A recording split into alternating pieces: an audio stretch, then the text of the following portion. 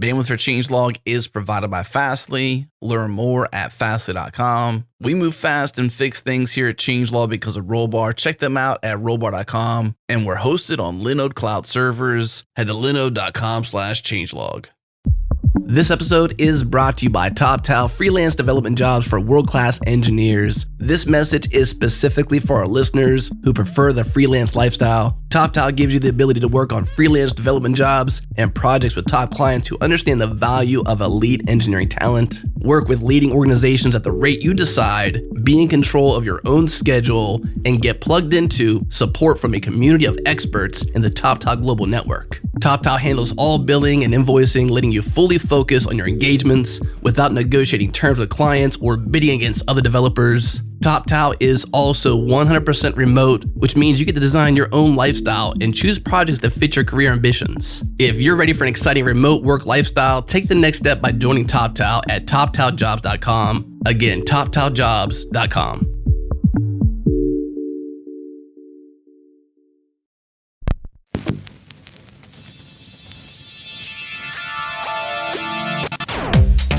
Hello, all you party animals out there. Shaboy! What you're about to hear is a series of lightning chats from All Things Open 2019. Emma, K-Ball, and myself did a super fun live show on stage. And thanks to each and every one of you who joined us at the event, especially the 11 of you bold enough to lightning chat with us. As with all live shows, we had a few surprises. Our audio levels weren't perfect.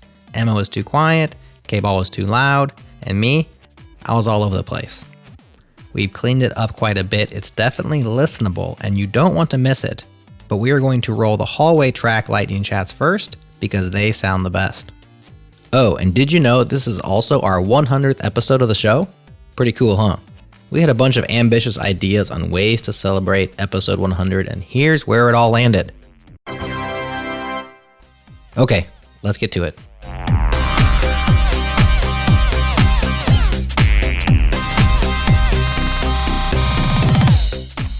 First up, we have Jake Lundberg of Brooksville talking about A/B testing. Our number one. Oh, all right. Our booth live. Let's do it. Lightning talks. Yeah, so I just wanted to continue our chat, I guess, on A/B testing. All right, so let's talk. Let's actually, since this is being recorded and we may put it out, give us the setup. So A/B testing on the client side. Yeah, so A/B testing uses testing tools like Adobe Target or Optimizely to deliver essentially third-party scripts to a site, modify them in some way, and you can control traffic. So some users get the default site, some users get a different experience, and you can measure the impact rather than just making a change to the site and hoping for the best.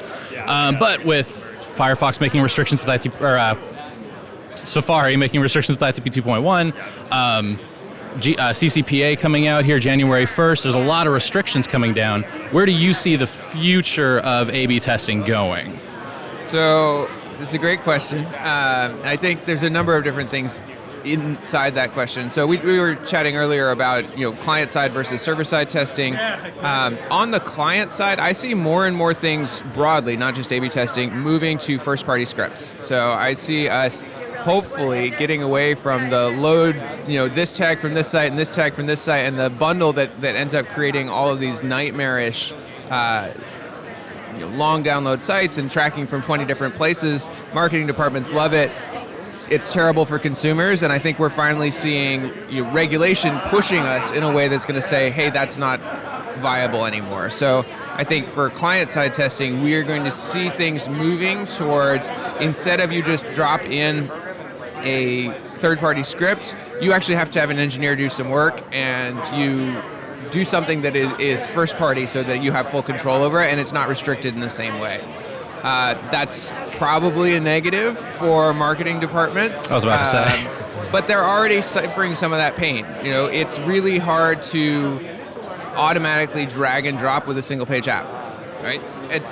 They're already losing the capabilities, and so this would give us a way to get some of those capabilities back involving an engineer. It seems like a company would be well served to provide APIs, easy ways for engineers to build first party without having to maybe host all of the the data or provide their own scaffolding. That's been a huge challenge, is not having access to APIs, or there just not being APIs available, and we're scraping pages for limited data. That's been a big challenge. Yeah, I think we're going to see there hasn't been an incentive to build out, for example, libraries there because every company wants to own that experience. So they say, just drop in our script tag and go. Why would we create an open source library for you to control all this stuff? Like, it's all hidden behind our proprietary area. If that goes away, suddenly we have much more reason to build out utilities that are going to be helpful.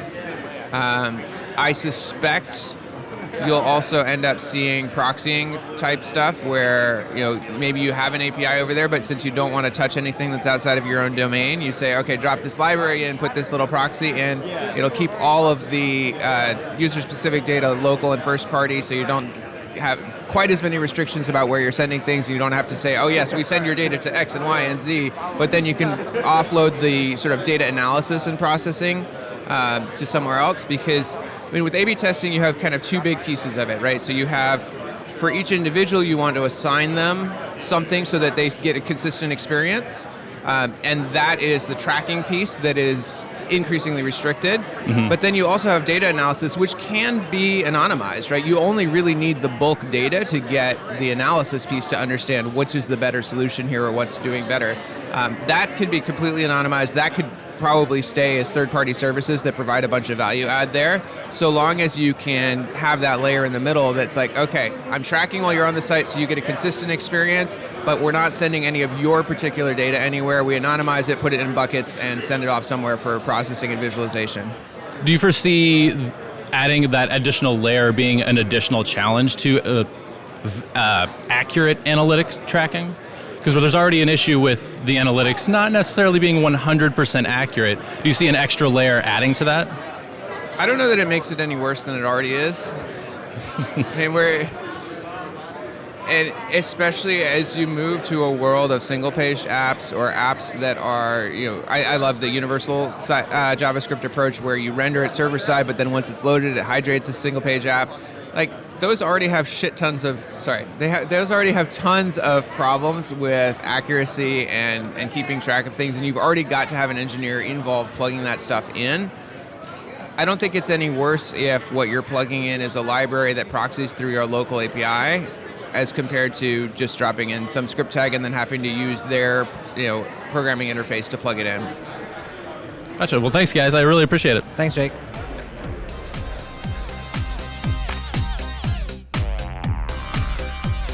Next up, we have Amel Hussein talking about finding your tribe at conferences. Take a listen.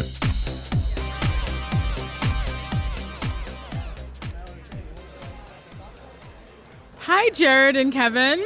Yo. I'm really excited to talk about what I love about going to conferences. Oh, yes. Ooh, Which I like is, for me, it's an opportunity to find my tribe, Yep. And I love multi-track conferences especially because I think you get to find your sub-tribe. And, depending on what talks you're in and, like, which hallway you're outside, right? When talks get out, it's just a great place to kind of catch your tribe.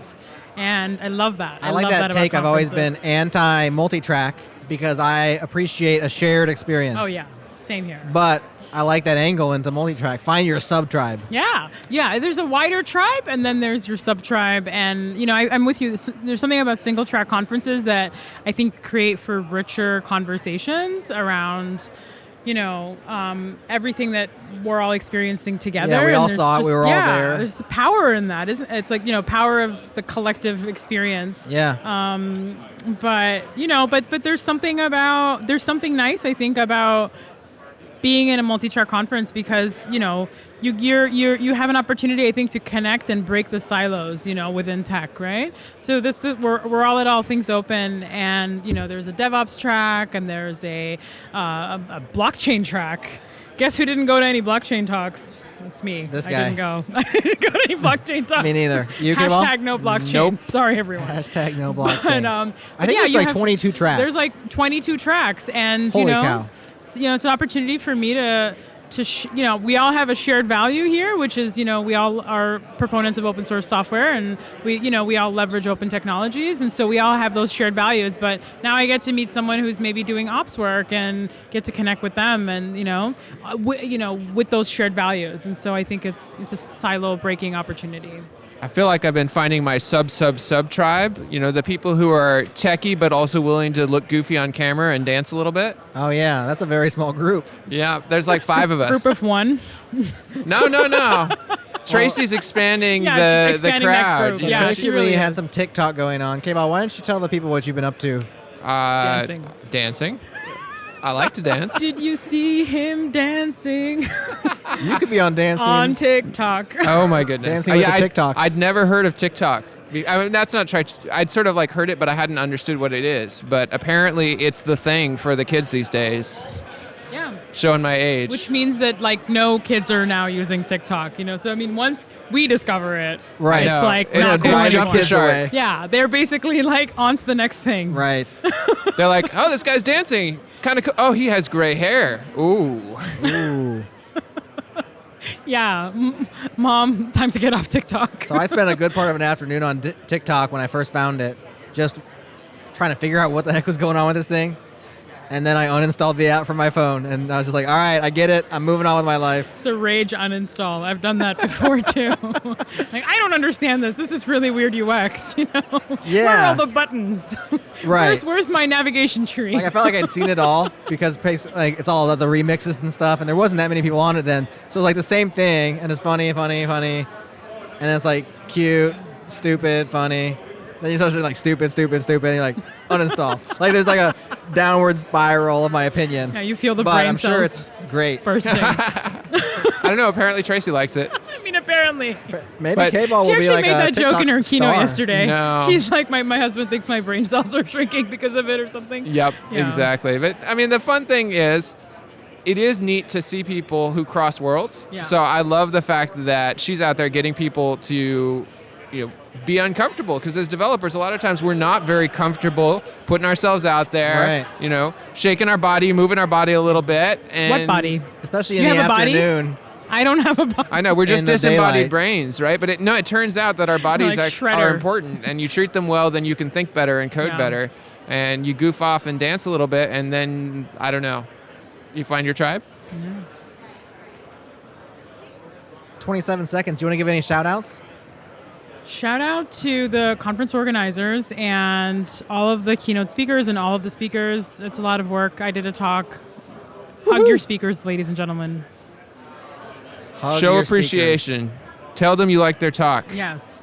Tell them thank you. speakers. All right. Thanks so much for lightning chatting with us. TikTok.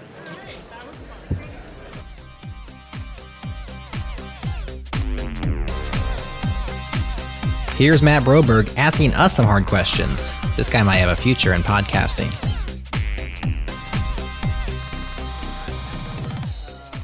We got 5 minutes on the watch here.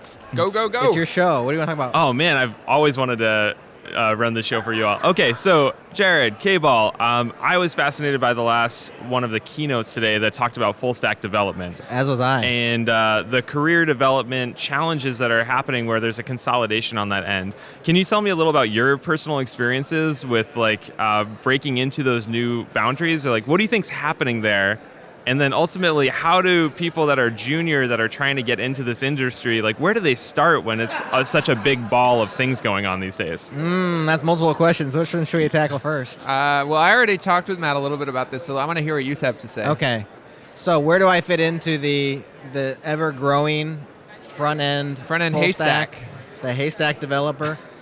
the move of the front-end developer, really, the empowerment to a certain degree of the front-end developer to be more full stack than traditionally we have been. Well, I've always considered myself relatively full stack because I've worked on teams of 1, sometimes 2.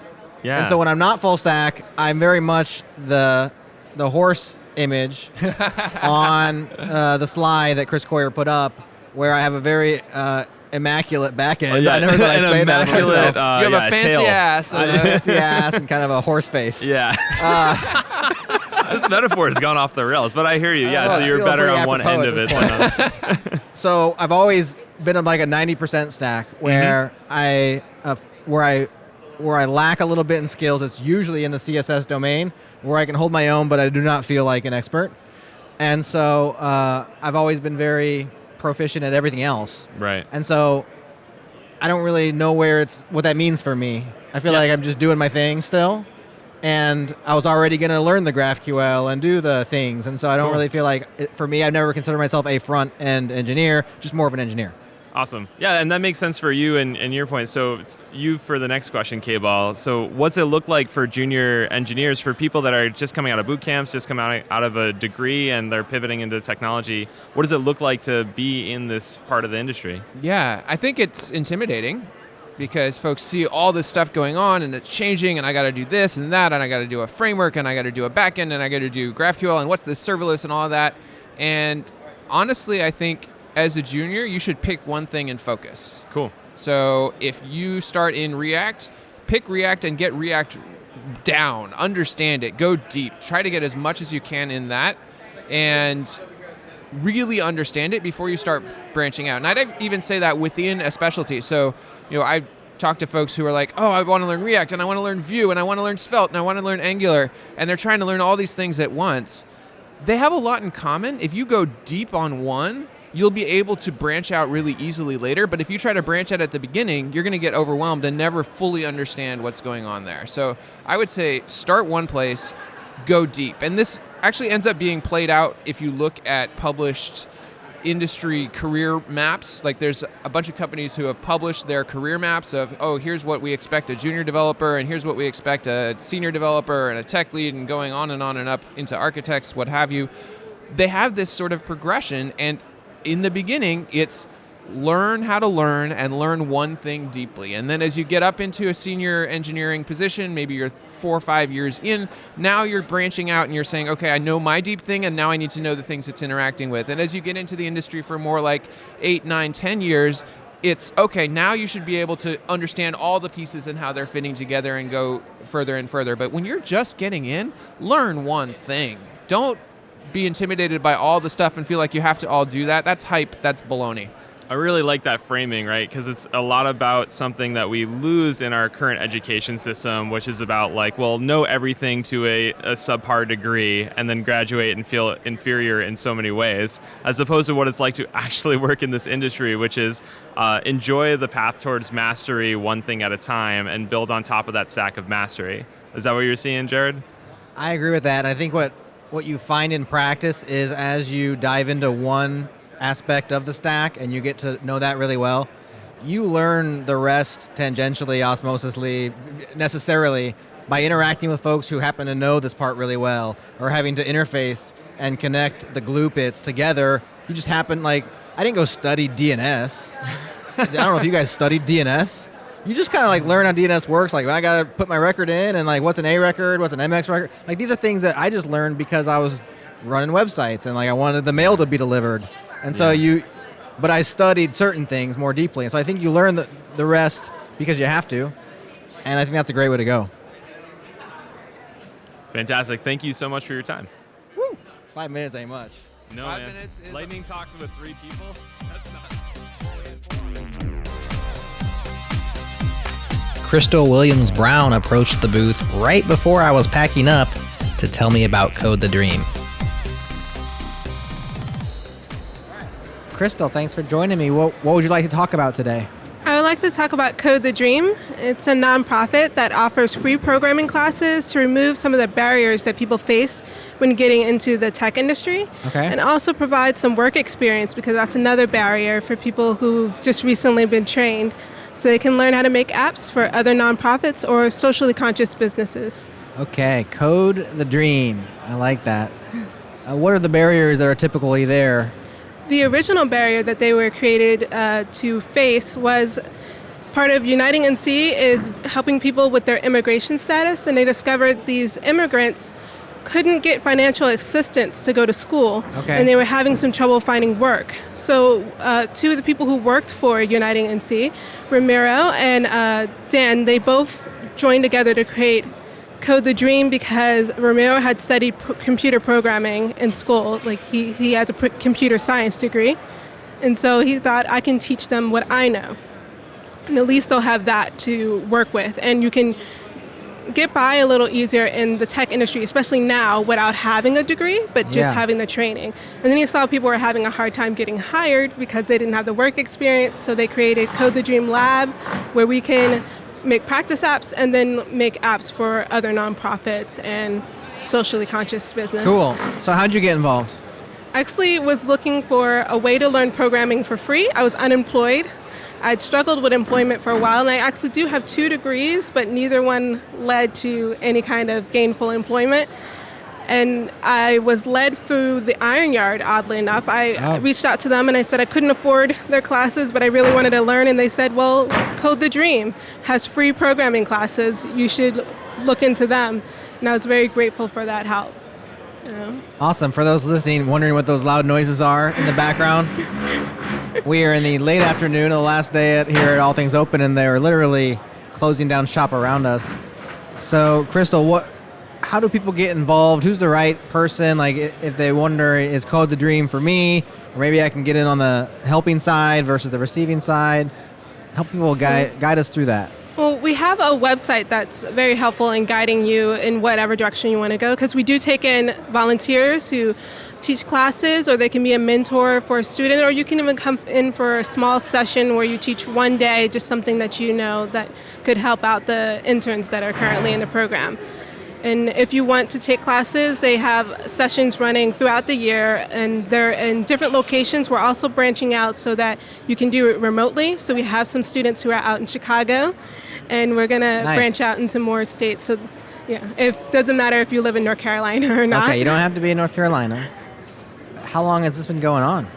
It started in 2014. Which is, funnily enough, when I was unemployed. Oh, really? So it worked out really well for me. So you had free time? Yeah. Are you employed now? I am. I'm employed by Code the Dream. Oh! So I'm a full-time developer with them now. Very cool. Very cool. And So how many people work on there? The staff. It grew. It started very small, but a lot of the staff is actually people who've been through the program and really showed like a kind of persistence and like a eagerness to learn, and also some adeptness at learning, and they gave them more and more responsibilities, and then finally saw if they could bring them on full time. They like to retain people, and we're trying to make more in-house apps that we can use to raise money for Code the Dream, so that we're not so dependent upon grants, and that allows us to hire more people, so you don't have to worry about looking. If you don't want to look, you can stay. You can look or you can stay, assuming that you guys get that ball rolling. So that's very cool.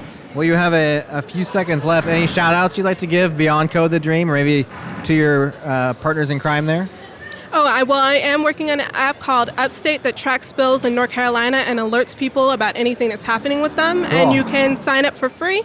And you can also view all the actions that are happening on bills for free. It's called Upstate app.keepupstate.com. Keepupstate.com. Awesome, Crystal. Well, thanks for joining us. Thank you.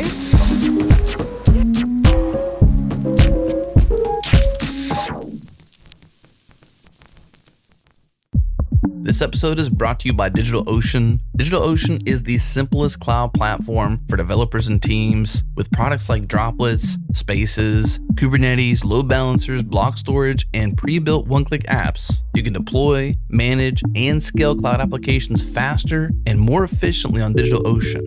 Whether you're running one virtual machine or 10,000, DigitalOcean makes managing your infrastructure way too easy. Head to do.co/changelog. Again, do.co/changelog.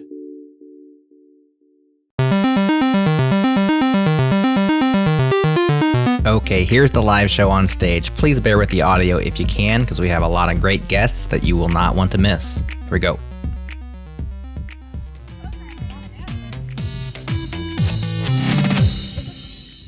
Okay, well, the sound of those beats means it's time for JS Party. My name is Jared Santo. Thanks for joining us. I'm joined by Kevin Ball. He goes as K-Ball. Say hi, K-Ball. Hey, I'm K-Ball. Nice to see you. And this is Emma Vedekind. Hi. Can you hear me? I can't hear me. We need to get Emma turned up. Is that better? Can you? Ooh. No? Yeah? Ooh. I can also just talk louder. Cool. And we're ready to go. So first up, we did have we primed the pump a little bit. First of all, I should say this is for everybody to participate in. We were afraid or concerned that perhaps nobody would come up and we'd have not much of a show. So we did prime the pump, and I do have a short list of people that we've contacted before that we would love to chat with. As we make it through the list, maybe some people don't show up, maybe some people do. We'd love to open it up for everybody to come and talk. And then if we run out of time during this session, we are down on the third floor, booth 72, with the mic all set up, and we'll continue the lightning chats there if you don't get a turn here during this session. So the first person we'd like to call up on the stage is Denise Cooper. Denise is happy to join us, but has a flight to catch, so she's going first. Yeah. And here comes Denise. Round of applause for Denise. Hello. Hi, thank you for joining us. Please have a seat. You're welcome. I'm leaving my purse there. Okay. You guys have a watch on it. We'll 'cause keep an eye on I'll that. need it to get on the plane. So the other thing I didn't say is, maybe I did say it, but I'll say it again, is that this is a community thing. So we want to talk about anything that you want to talk about, Denise. We literally prepared nothing. And so please give us a topic, and we'd be happy to chat about it with you. Okay. I normally talk about InnerSource, but after the keynotes today, I think it's important to talk about corporate responsibility. Because I was really disturbed by the AWS talk. I was disturbed because there was an implication that OSI-approved licensing is somehow optional. Optional. And that is not the case. So I called him out. I called Arun out. I'm not saying Arun's a bad guy, but I think when you let your customers decide how you're going to engage with open source, you run the risk of listening to customers that are maybe not so savvy and think that, change is maybe in the air. But it's not clear to me that change needs to happen to open source. I think we got this far because we made good choices about how to make it last this long. And I think we should make changes to the licensing schemes and to the importance of licensing very, very carefully. So that's what I would like to talk about. Let's do that. So one thing to point out for those who weren't at the keynote this morning listening to the podcast is that there was a talk from AWS's Arun Gupta in which he talked about free credits for open source projects.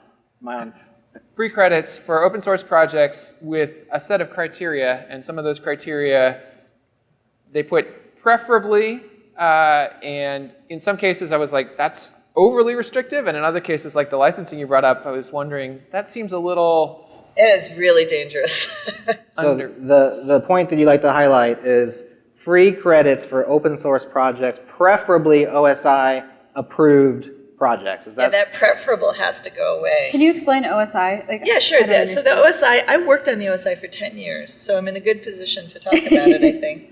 I think I might have served longer than almost anybody else. But Michael Tiemann, local god of open source, was on that board with me too. The OSI decides whether licenses are OSD compliant. OSD is the open source definition. It's 10 clauses. It's very straightforward. It's common right now for people to be suggesting changes to open source that would make it better. We actually got a license was submitted this week called the vaccine license that has a field of use restriction that only lets you use the software if you vaccinated your children. Like, people are suggesting really silly field of use restrictions, but some of them are well-intentioned. Like, I wish that big corporations would have to pay, so I want to put a clause in the license that says that. That is a field of use restriction that automatically disqualifies you from OSI approval, because that clause in the OSD says things, you cannot do field of use restrictions. And we talked about this a lot 20 years ago. Most of us in those days were libertarians or at least liberal leaning, and some of us didn't want the software to be used, for instance, for nuclear power or for weaponry. But we debated it out and realized that we had to set that aside in order to not create the slippery slope of everybody needs a special carve-out. And all through the history of OSI, licenses that aren't OSD compliant come from companies that are trying to get a carve-out for their business model because they don't have a good, strong understanding that open source is not a business model, and they're going to need to change what they do. They can't have their cake and eat it too. Either they get the halo effect of open source, or they get to say how they want to run their business in ways that open source people would not appreciate. But they can't do both. And we've been fighting that fight forever now. It's really disheartening to see a major venue like AWS, who's trying to convince us that they're serious about open source, use the word preferable as though there was any other option if you're actually dealing with open source. Now, you'd be told that OSI doesn't own the trademark to the term open source. Nobody owns that trademark because the trademark office decided that it wasn't trademarkable. Okay. But they do own OSI approved license, which tells you that that license fits within the OSD and therefore doesn't do anything to harm the open source movement, right? So examples of things, recent things that were problematic, Facebook a few months ago now, a year ago now, put a license on React that included an extra patent clause. And Apache said, a lot of people tried to talk them out of it. They were sure they had to do it to fend off piracy. I said, look, you've got deep pockets. Your job is to engage those pirates and take them to the mat. Look at what Vizio's doing. That's what you should be doing as a deep pocket, not trying to write your way around it. But in the meantime, Apache is going to say no to that. It's an additional obligation. And as soon as Apache started stripping out React code, they shifted their program, right? That is how we have been enforcing for the last 20 years. It's not ideal, but it's what we've got. All right. All right, everybody, round of applause for Denise. Speaker number 1.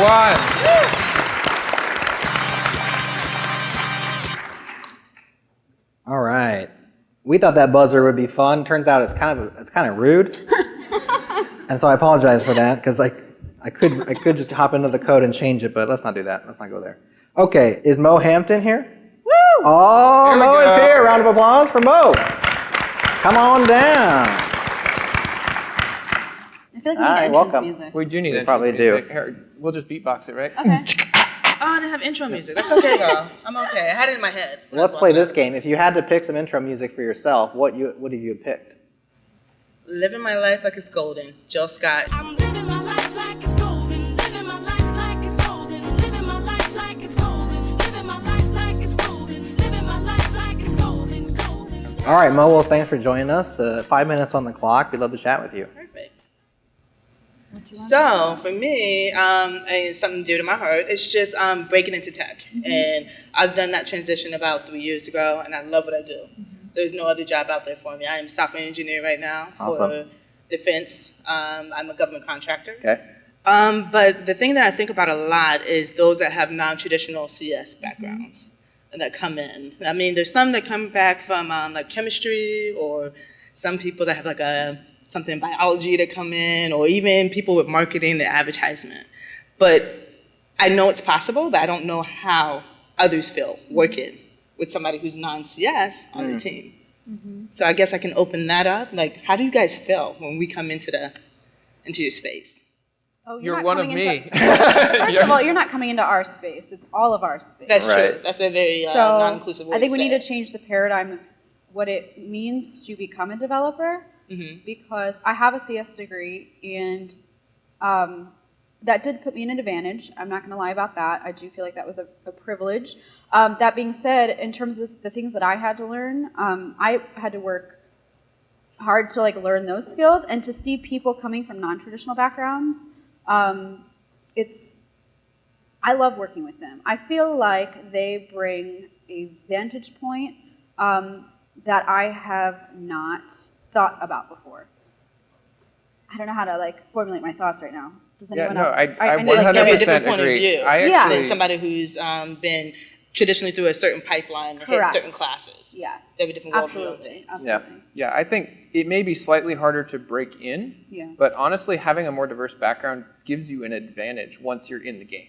Because, I mean, this may be tooting my own horn because I'm not a CS background, but I feel like, if you go through a CS program, yes, you understand a little bit more of a lot of the fundamental stuff, but you actually don't have that much of a perspective of how the rest of the world works. Right. And if you're coming from another background, especially if you're coming from another professional background, that synergy of skills of I understand how this world works and now I understand the code, that's an incredible advantage because you can link between those things. One place where we as coders often fall down is in communication with people outside of the software world, but we're building tools for humans. We need to talk to those people. Yeah, I feel like because I went the CS route, I was very tunnel vision. And when I got to my first job, I did terribly. Like I thought I was going to quit or like get fired because all I knew was like that bubble sort was worse runtime than merge sort. I didn't understand the practicalities of working in our environment. And so people who come from alternative backgrounds to get into this role, I think they're used to working harder than we are, right? Yeah. Because unfortunately, they feel like they have to prove themselves more, and unfortunately, that is the case. I would love to change that. But I also feel like if you come from a boot camp, you're better prepared practicality-wise to get into development than a CS background, at least in my experience. That's true. Well, that's a good point to bring out. And I was just thinking about, because you were saying people that come from different backgrounds or different professional, like for me, I'm a veteran. So I will look at a problem set differently and kind of charge forward first. I don't know if that's the right way to do things. I go head first and then figure out the collateral damage later. But it's the different aspects that we all bring to the table. And I hope that people are more open towards it. But sometimes you do feel as if you have to prove yourself more. Well, degree does not equate to like your intelligence. I know IBM, I think, just recently started doing like not apprenticeships, but like trials for our boot camp attendees, where they would bring them in and like hire them for a year and help them grow. So like even if you didn't feel like you were prepared, they would try to coach you along and help you, because I think what's important is potential and willingness to learn, as opposed to the piece of paper that you would get if you graduated.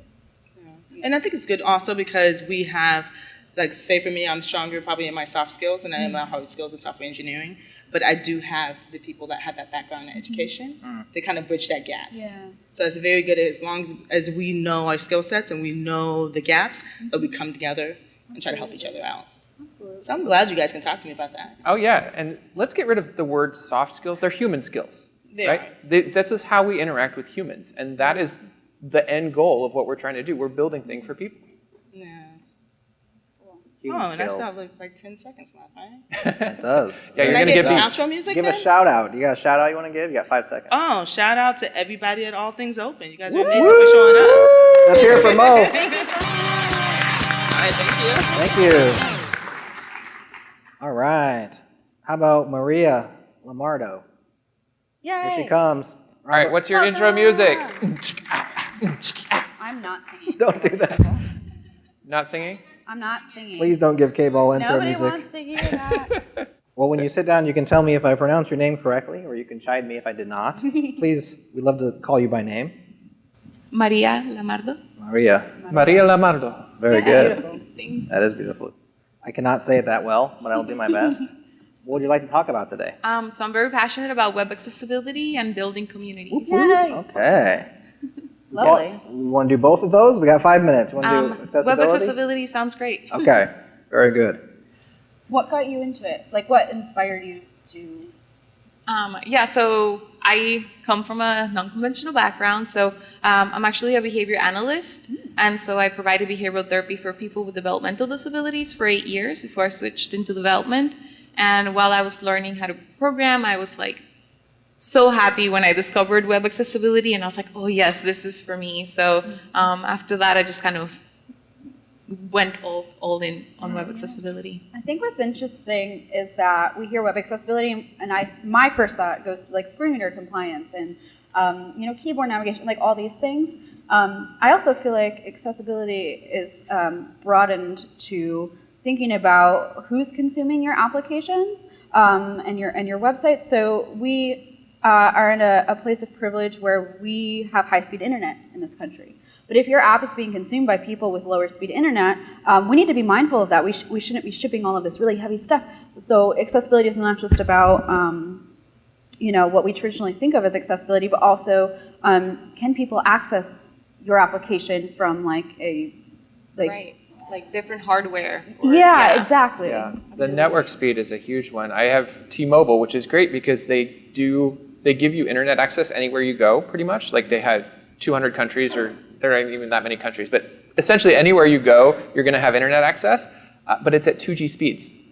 And if you ever try to access the internet, the websites you're used to accessing from your desktop or your laptop, even over Wi-Fi or whatever, at 2G speeds on a phone from somewhere halfway across the world, it is painful. Yeah. And many of, as Emma highlights, the same practices that are going to make your application accessible to folks here who have assistive software or things like that are the same things that are going to make it accessible to folks who have really poor internet connections. Yeah, even thinking about creating progressive web apps where you could just launch right off your home screen and it's just that much easier, like one step launch, and even if you don't have great connectivity, right? So it's very important. And, you know, kind of playing off of what Mo was saying, coming from a different background really gave me a new perspective because I already had the experience from all the users who were struggling, you know, interacting with these applications. And I just didn't know that the world existed for like coding such things, right? So now coming into it, it's like, well, I know exactly where all the pinpoints are. Now what can we do to fix it? So I do think that it's super advantageous to come in with that fresh perspective and never let like your different background be like a negative thing. I think it's always a good thing. To your point about having seen the users, I wish every developer went and looked at the users of their application and watched them use it. And users Like stare at them through their window, or what do you mean? Bring in folks who've never used your application but are in your target audience, or who do use your application every day, and just watch them use it. Because your mind will be blown. Yeah.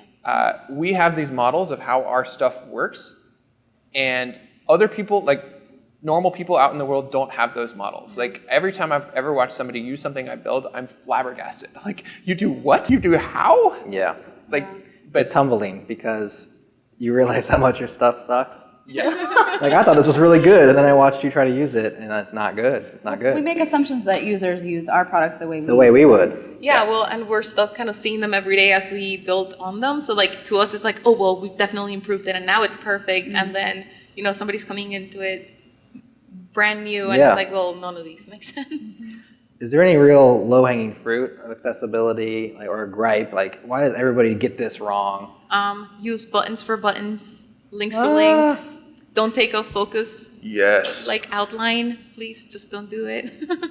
Yes. And if you are going to create custom elements, like custom dropdowns, in instances where you can't use like the native semantic HTML elements, you still have to make concerns such that it functions the same way a native input would. Yeah, absolutely. Like I would always say, like whether you're considering accessibility or not, like just put your mouse away. Try to navigate your entire application with the keyboard only, even if you're not turning on a screen reader. Like just kind of go through that basic navigation with your keyboard, and you should be able to access everything. And if you can't, then there's something wrong. So try to figure that out. Yeah. Thanks, Maria. Hey, let's hear it for her. Thank you, Maria. Did Brian Douglas make it? How about Eva Howe, or Ava? There she is. Come on down. Let's hear it for her. As Ava is walking up, since so many people no-showed, that is an opportunity for everyone here who has a topic they want to talk about. So have that in your head. What would I talk about if I was on stage? So when Jared opens the door, you're up, you're ready. Is it Eva or Ava? It's Eva. Eva. Very good. Eva, thanks so much for joining us on stage here. We're happy to hear what you're up to. What you'd like to talk about? I work for a company called This.Labs, and we have an apprentice program where one of our big passion projects is getting more women into tech. Our founder is a woman. We have a lot of women on board. And so what we do is we take women who are coming out of boot camp and we pair them with a mentor, and then we're a consultancy. So we contract them out together with the idea being that the woman gets mentorship that she needs. We've heard a lot of companies say they don't like to hire junior developers because they've got to deal with the mentorship aspect. Right. So we provide that by pairing them up, and the company gets 40 hours of the junior and 20 hours of the senior. And then at the end of the contract, the company has the ability to hire the woman. That's wonderful. That is Sounds awesome. very cool. That's really How does it work in terms of if you're interested in getting involved, or? You can come by our booth. We have one like literally right outside the store, or you can email hi@thisdot.co. How does the mentorship aspect of that work? So it varies from woman to woman. It kind of depends on the contract too, but the idea is that the mentor is there to help unblock the woman, to check PRs so that she's not crashing anything when she merges, and then also just to help navigate being on a technical team, especially in a sense where she may be the only woman on the team.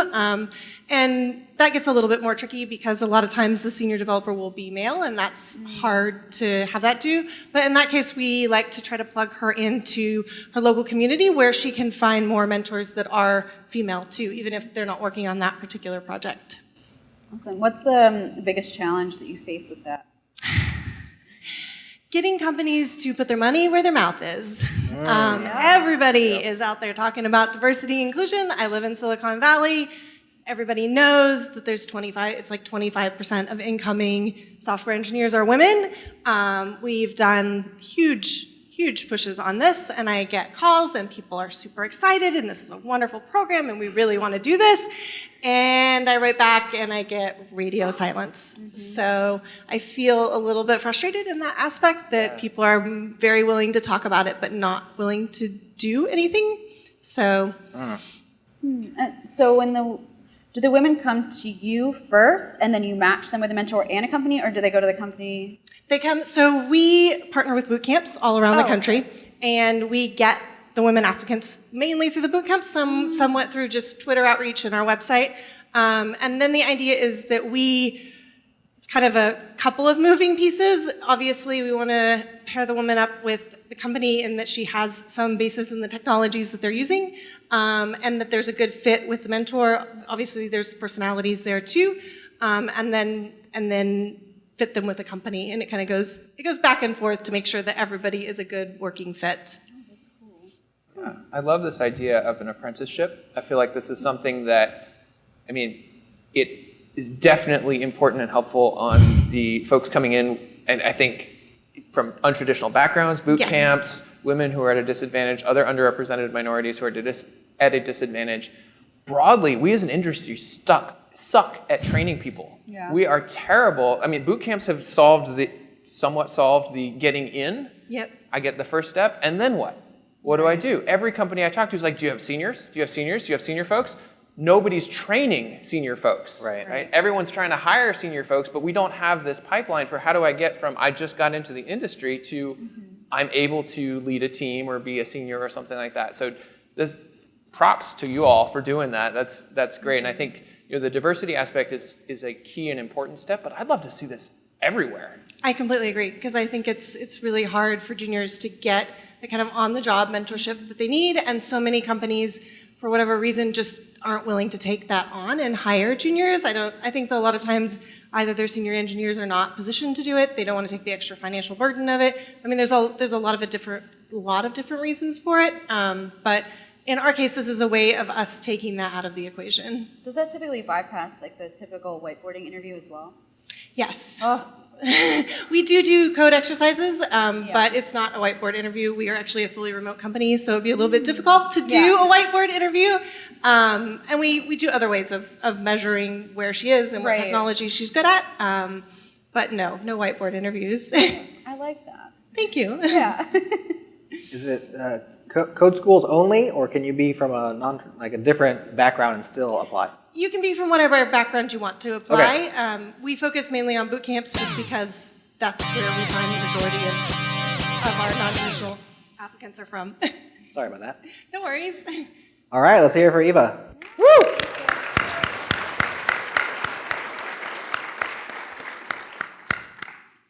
We talked to Vanessa. Is Vanessa here? There's Vanessa. Yay. Come on down. Vanessa Alvarez. Give her a hand. Right.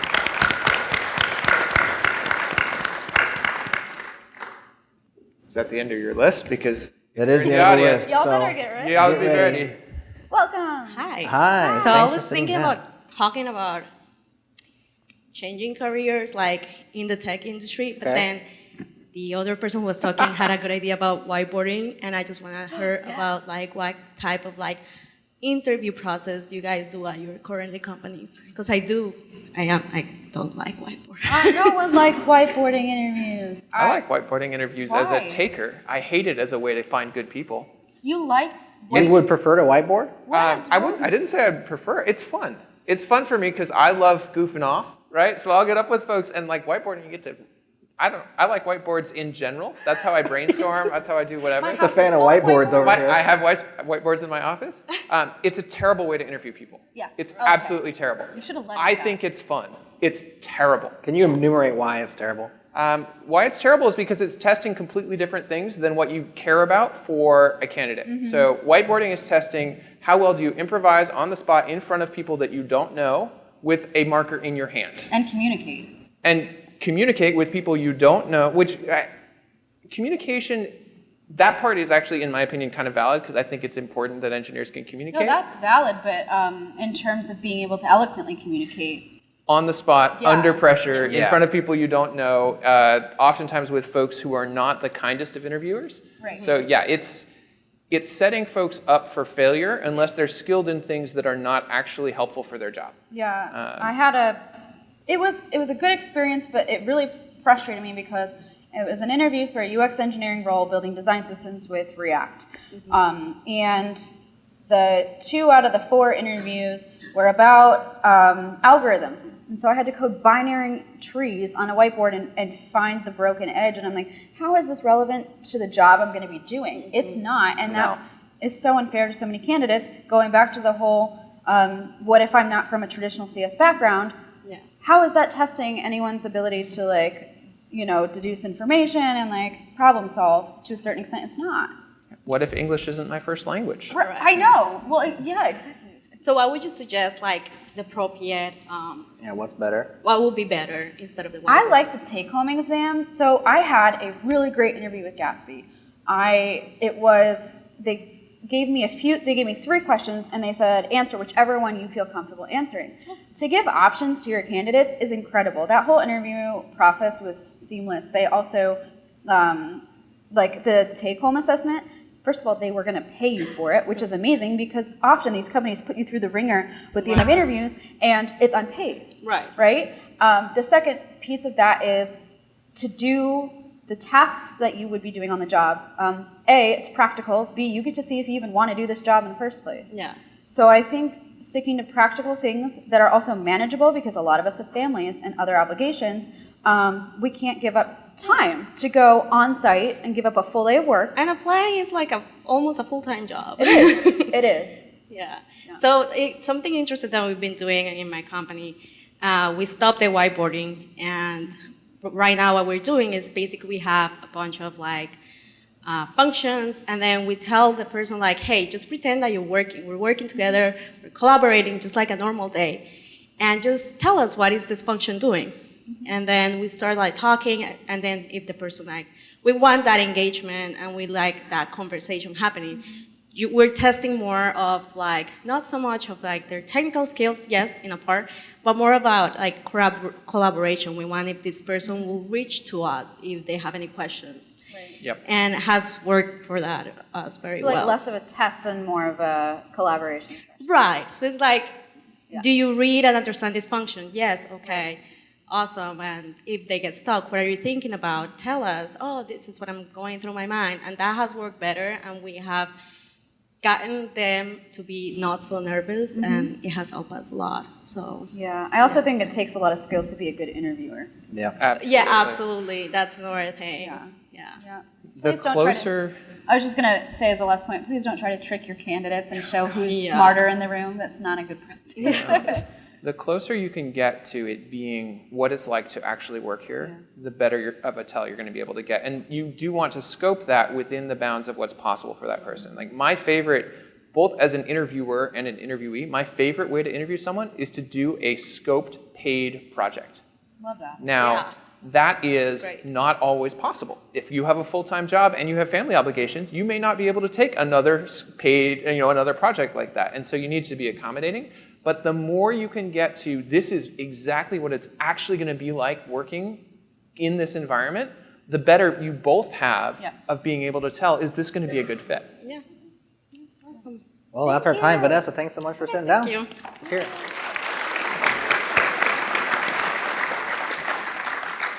Okay, audience, if you have a project that you've been working on and you want to tell the world, if you have a passion that you care about and you'd like to chat with us, if you have a hand and you'd like to raise it high in the air, a heartbeat. We got one. Oh. All right. Either one. We'll line them up here. Yeah, run on down. Let's hear it for the Come on down. nice man who's running. We need the Price is Right music. They do. Come on down. If I knew it, I would sing it. I was just singing. Hello. Greetings. Hello. Thanks for joining us. Hey What's your name? guys, I'm Clinton Dreisbach. Okay, Clinton. I keep nice hearing to meet people you. talking about boot camps up here, and I decided to run up because I co-founded one Yay. and Okay. teach at one. So I thought it would be interesting to talk. Awesome. Tell us about that. So yeah, a bunch of my students are here. They're all in the audience, which is awesome. I hope one of them runs. Hi, up here. students. Hello. Wait, what's the boot camp called? So it's called Momentum. It's local. It's just in Durham, North Carolina. Okay.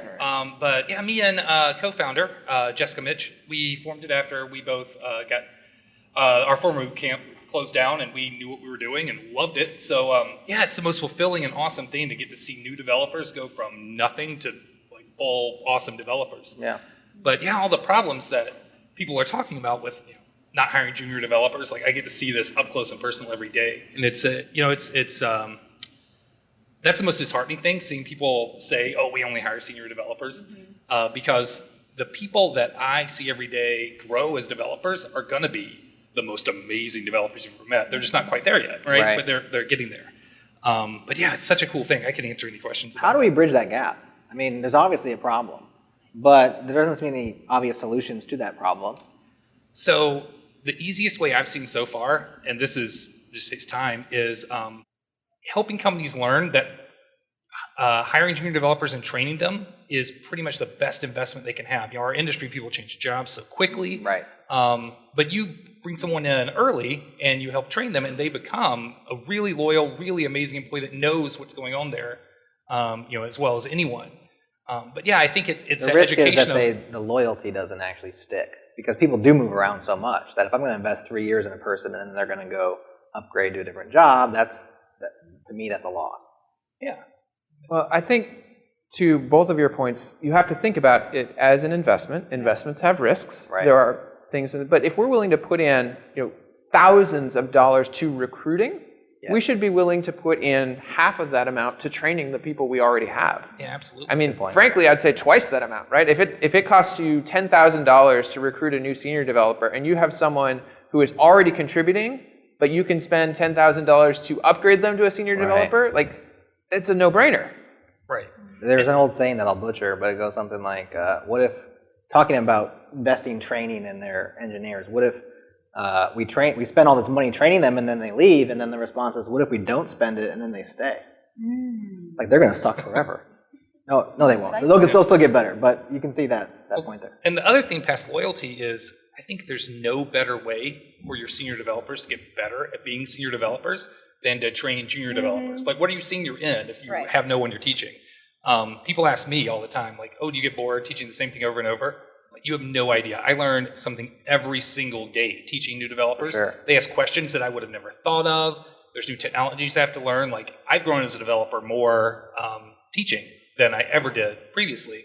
And I think that's going to be true in any company if you have your senior developers actively working to mentor people. What is your curriculum look like? We do JavaScript and Python, so it's a full stack curriculum. I just switched things. I tinker all the time with it, but so we do JavaScript for the first half of the course and Python and Django for the second half of the course. And how long is it? It's 12 weeks long. Oh, nice. Yeah. Full immersion or part-time? It's full immersion, so it's all day long, 9 to 5, like 4 hours of lecture, and who knows how many hours of projects every day. I kind of burn them out a little bit. We try and keep it to 60 hours a week. The folks back there know how many hours, and they're going, oh. But, so they're getting a break right now because we get to come out here and see this. But I thought it's so cool to have them immersed in the industry. I love it that we have ETO here. Also, the fact that you brought them here is super cool because, like, I didn't get to go to conferences until I was, like, well into my first job. So. Yeah. That's great. So do you feel pressured to constantly be updating that curriculum, especially with how fast the industry moves? Yeah, I mean, for multiple reasons, right? I always want them to have the very best of content. And also for me and the other instructors, it sharpens our skills to constantly be revisiting what we're doing, making sure we're doing it right. But, every class there's stuff that people get stuck on that I go, oh, I know a better way to teach that or a better way to learn that. So there's some pressure, but I mean, it's fun to do. I think, teaching is hard, but if you have the bug, like, you never want to stop doing it. How can people apply? How can people apply? Well, they can go to momentumlearn.com if they're interested. But yeah, or you can just find me or anyone else around here. Very good. Cool. Thank you so much.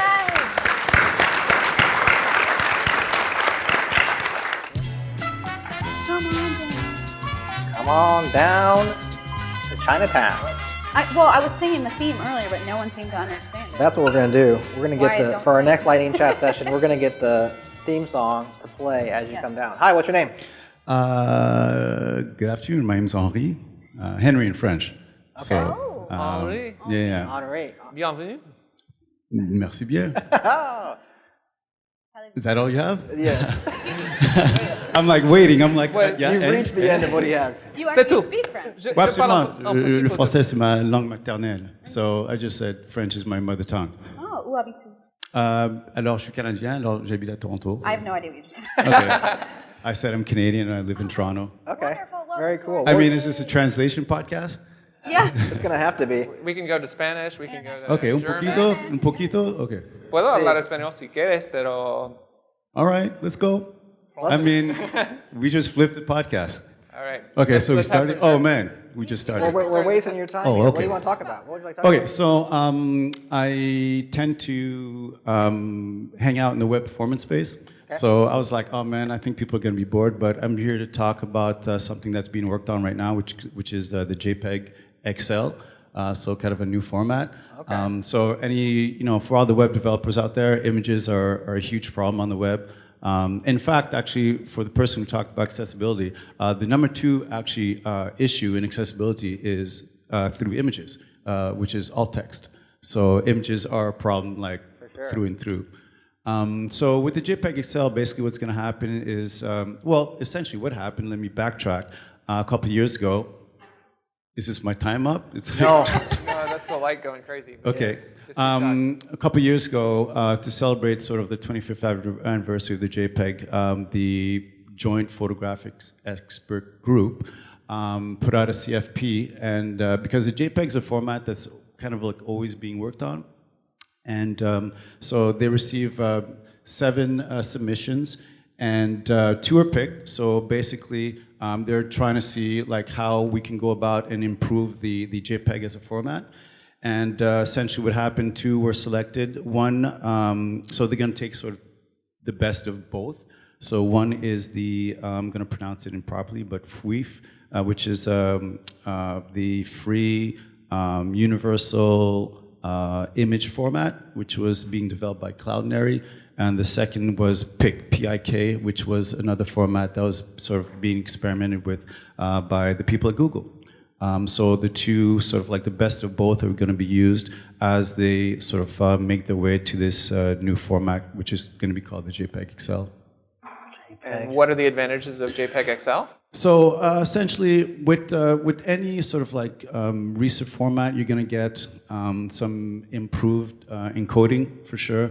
But things like responsive web design has been a huge burden on the web, simply because a lot of people just do not get it right. So you end up having a lot of data waste being sent down the pipe to users, and actually by corporations as well, because you get that wrong, those are your servers that you have to sort of pump the resources down.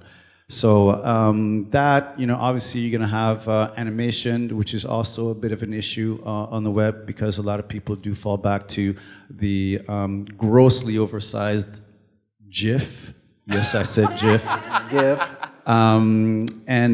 So that encoding is going to be improved. Obviously, we're going to have alpha channels. They're going to have adaptive compression. So essentially, parts of the images are going to be compressed a little better than the others, the ones that need it anyhow. And obviously, it's most likely going to be mostly lossy, but with the best encoding possible at the time. So you have this sort of like quasi lossless thing going on. That was a lot of words that I don't know that much about, but I'm intrigued. Okay, well, I mean, there's information online for sure. If you go to, I believe, jpeg.org. But at the end of the day, I think most people know images, and most web developers certainly need to work with images. And it's just something that you talked about sort of having constricted data or Constrained, yeah, networks and Yep. whatnot. 100%. Exactly. You don't handle images properly. This is where you're going to feel it the most. How did you? Your question is probably more pertinent than mine. I was just. You're wasting his time. Okay. Yeah. All of you. Come on. So the question I had, actually, you brought up accessibility. Yes. And one of the things that I have seen bandied around is embedding some of that alternate text in images so that it's not dependent on the web developer. It can actually be encoded. Is that something that's included in this? So that's actually separate. It's funny you should say that because I'm preparing a project and a talk on that. There is a push towards automation of alt text. Yep. So this is completely separate, but Instagram, Facebook has been doing it for a while. Chrome and Canary as an experiment, you could actually get that done right now as we speak. But it's behind a flag. But again, that has less to do with performance, unfortunately. Yeah, that feels like something where machine learning image recognition it's could be happening. super It powerful totally and is. helpful. It's happening as we speak. Thanks, Thank man. you so much. We appreciate Thank you very it. much. Yeah. Awesome, thank you.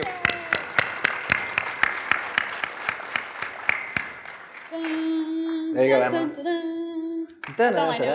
All right.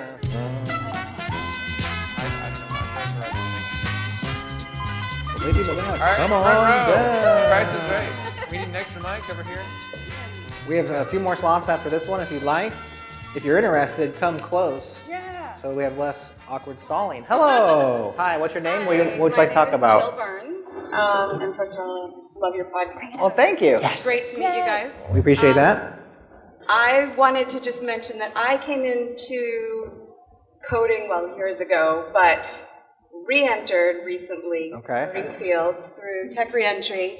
I had 18 years as a computer programmer, software engineer. Wow. Took 10 years off, raised kids. And Full-time then- job. Yeah. And moved 3 times. Okay. And then came back in as a software developer again. So the senior, we had an apprenticeship. I had a mentor, which was crucial to the program. But I think it's another way to bring women in that have had experience, and that, we've done our learning at one point. Right. And then just have the opportunity. I'm so excited to be back in the field. That's beautiful. What's changed the most from your first time to now?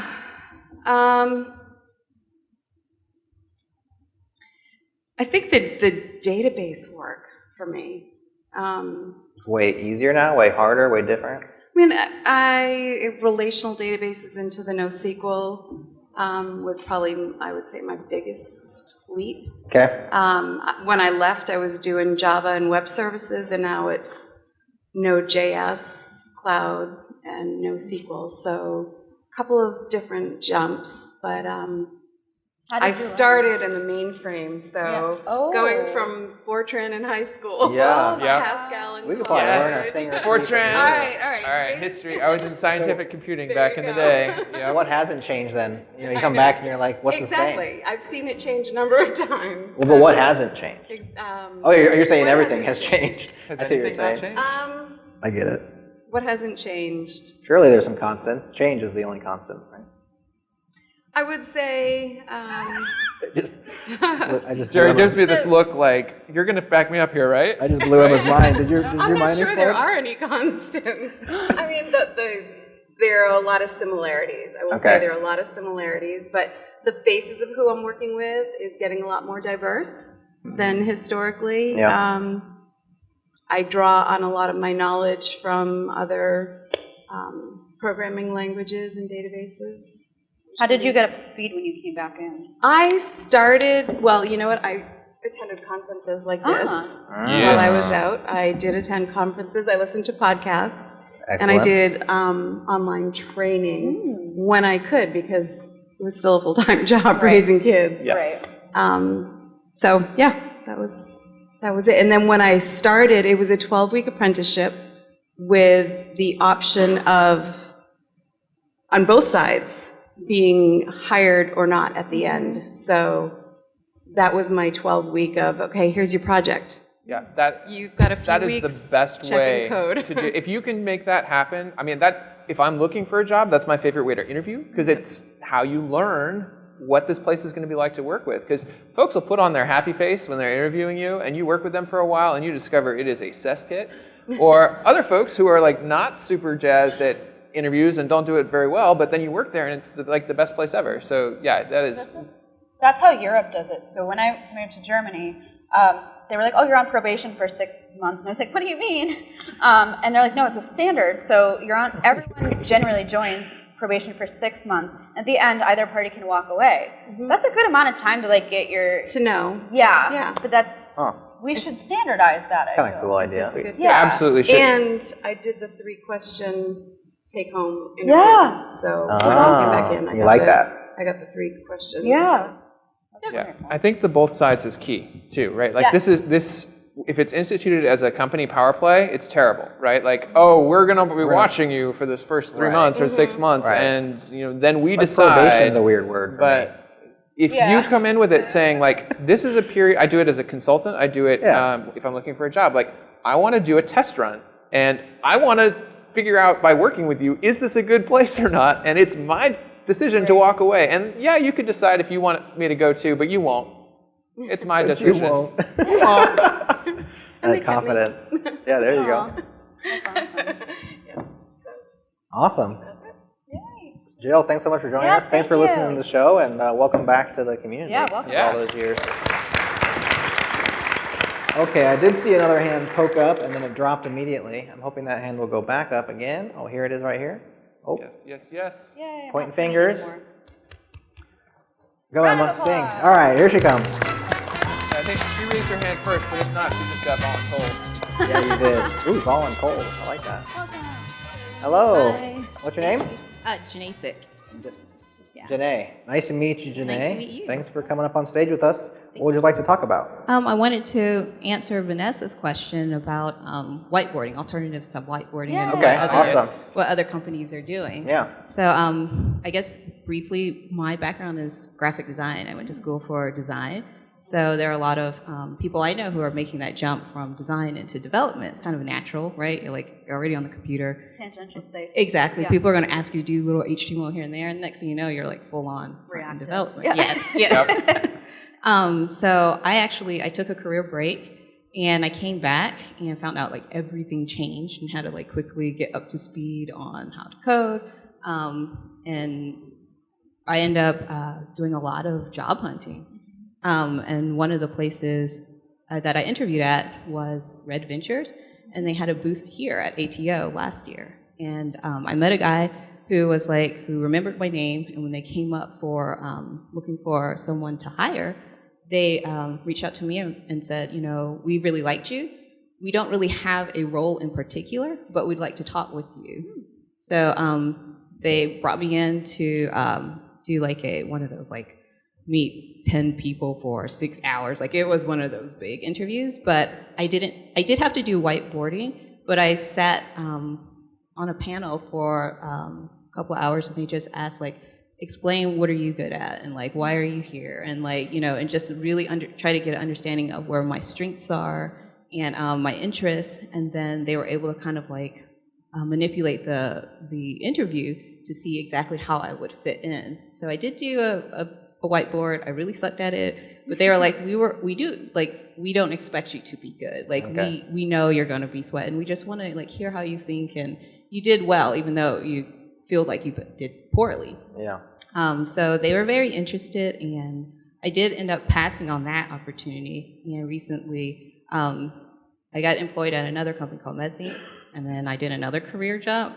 So I'll be starting at IBM. Yeah. Congrats. Congratulations. Thanks. Yeah, it's been a long journey. What do you know? What team or like what area you're? Under the cognitive applications is the larger department, and then I'll be doing front end development for them. Awesome. So what did you think of that interview process? It was so cool. It was very cool, and it was at first I thought I'd applied a couple of times before and failed, and I was like, I'm not going to do this again. I'm just so tired, But a recruiter found me on LinkedIn. And it was a take-home application. So what was cool is that they didn't have a particular goal. They basically gave you a very open-ended task, and they wanted to see how you thought all the way from the wireframe, UX, UI strategy into development. So I ended up like to me, it felt like a fun personal pet project. So I already went in not having that pressure. Right. And I just went to town on it. Yeah. Like I threw in all my XD skills and my wireframing and UX, and then into my front-end development, and then even try to do a little back-end with some Express, which, you know, it was kind of, I was afraid I wasn't going to get it. But when I had the chance to come in and just tell the team, because you have to sit with 2 or 3 developers, I got to explain like my whole process and what I was thinking and why I did it, and just go through all the things that I was really strong about, like all the things that I was pretty good in. And then I think they also kind of stepped back and thought, okay, you know, like she's pretty good with this, but probably not as strong as here. But I didn't feel that pressure. No binary tree searches, because I have gone through that. That was ridiculous. Fibonacci. I'm a designer first, right, and then developer, so I can draw you a tree, but I'm not gonna code some stuff. I feel like one of the things that you're highlighting here is like this should not be like, if you're looking at your hiring process as an employer, like this should not be a judging process. This is dating, right? I don't go on a date. I mean, I haven't been on a date in 20 years, but I don't go on a date and be like, all right, you're a 7 out of 10 on this and a 9 out of 10 on that, right? Like it's looking for compatibility. It's looking for like, are you the type of person that I want to work with? And are you going to fit well in our team? Right, and I think that's probably how you can retain talent, because if I'm coming in knowing like I'm going to be looked on, like they're expecting me to do well at what I'm doing well already, then you know you're just going to start from a point where you're going to excel. So that's how I feel. I'm pretty excited. Yeah. 13 seconds. You want to give a shout out? To anybody you like. My son, I'm going to do a talk tomorrow. He's going to be here. He's 3, and we're going to do a talk about bringing minority children into STEM. I love that. Yes. When and where is that talk? Everyone go watch our talk tomorrow. It's 2:05. Room 205 at 11:45 a.m. Okay. Yes. You heard it here. It's such a fun age. Yeah.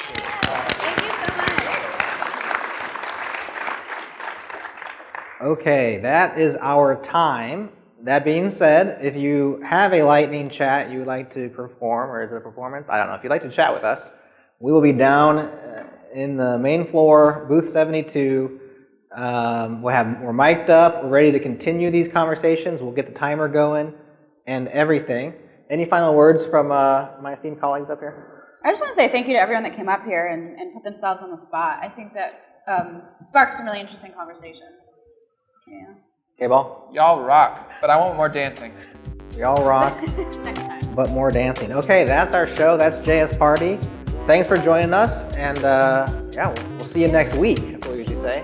That's weird though. We'll see you next time.